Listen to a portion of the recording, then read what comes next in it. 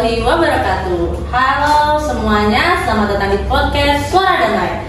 Nah, tempat ini di mana kita ngobrolin tentang nilai-nilai Islam nih. Nah, yang menginspirasi kehidupan damai, toleran dan penuh kasih sayang. Di episode kali ini kita membahas tema yang sangat relevan dan penting, Islam dan perdamaian.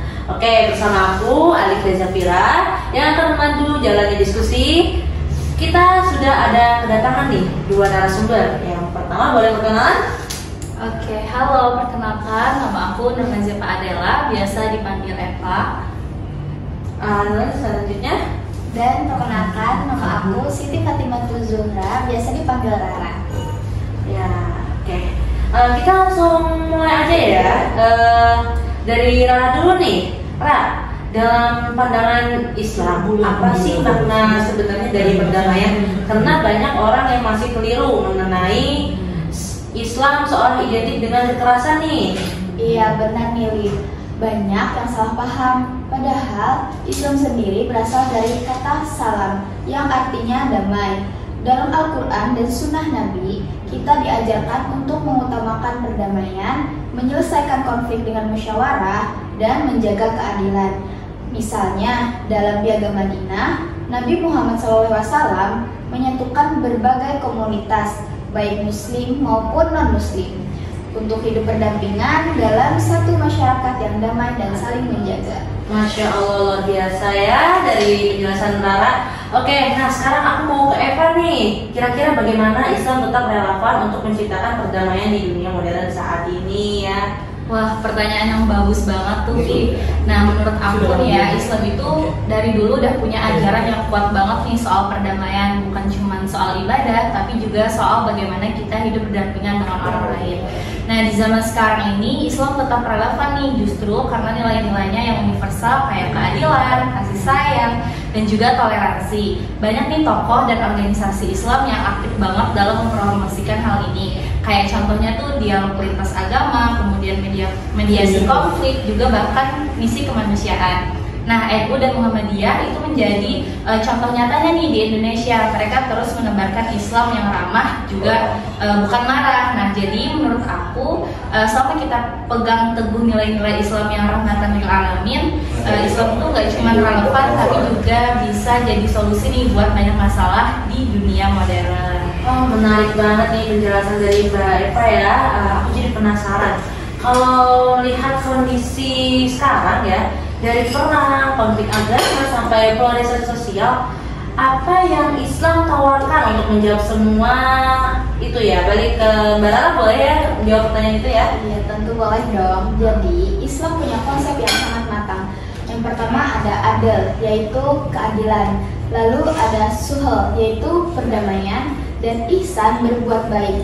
Jadi Islam menolak segala bentuk kezaliman, dan bahkan dalam kondisi perang pun ada batasan moral yang sangat jelas. Intinya Islam hadir sebagai solusi, bukan sebagai sumber masalah. Setuju banget. Terus kalau kita sebagai mahasiswa ya, sebagai anak muda juga, apa sih kontribusi nyatanya yang bisa kita lakukan? Mungkin siapa bisa menjawab ya? Mungkin aku ya. Nah, ini tuh penting banget nih, Vi.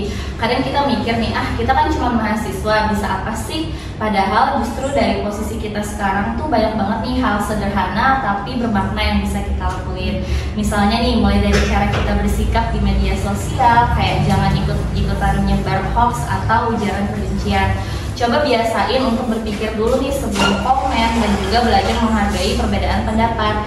Itu sederhana tapi dampaknya besar loh. Nah, kita juga bisa aktif nih di forum dialog kayak lintas budaya, jadi relawan, bahkan lewat hal kayak bikin konten-konten positif di media sosial pun juga bisa bisa jadi bentuk kontribusi kita nih, karena sekarang kata-kata kita dari postingan kita itu bisa menjangkau banyak orang nih. Jadi kenapa nggak kita pakai buat menyebarkan pesan damai dan juga saling menghargai nih. Jadi intinya nih ya, Vi, membangun perdamaian itu bisa banget nih dimulai dari diri kita sendiri, dari cara kita bersikap, berbicara, dan juga memperlakukan orang lain setiap hari. Oh, setuju banget apa yang dikatakan Mbak Eva ya. Dan kadang yang kita anggap kecil justru punya dampak yang besar kalau dilakukan secara konsisten. Oke, Mbak Rara gimana? Betul sih. Yang penting kita terus belajar dan jangan cepat terprovokasi.